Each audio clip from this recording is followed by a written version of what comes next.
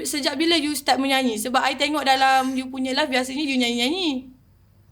I start confident pada tahun 2021. I confident menyanyi. Okay, Tak tahu lah, macam tu. macam terdetik tiba-tiba nak menyanyi. Masa awal-awal you punya content tu memang start dah menyanyi ke Tak, ataupun? macam mostly macam random. Lepas tu I buat food review.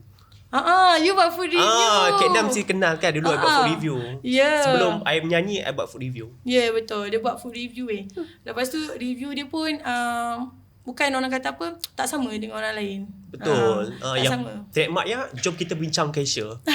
Kalau korang tahulah. Itu yang menyebabkan nama dia berbincang ke macam mana? Yes, sebab tu. Sebab daripada video I pernah viral dulu kot.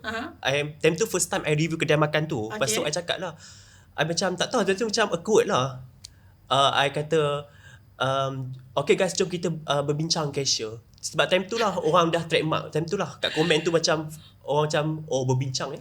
Berbincang ya, betul. Macam boleh pula dia nak berbincang. Tapi itulah benda-benda yang pelik itulah random. Salah satu trademark, betul. Random thing itulah. Siapa yang baru nak start buat video, dia tak tahu lagi apa aku boleh buat Kau buat je dulu kan. Kau buat je dulu, auto kau dapat rentak dia. Macam tu. Okay, so sampai sekarang lah Arif. Ni sekarang masih lagi buat food review apa semua bagai lah. Masih ada lagi. Tapi sekarang ni macam banyak menyanyi lah.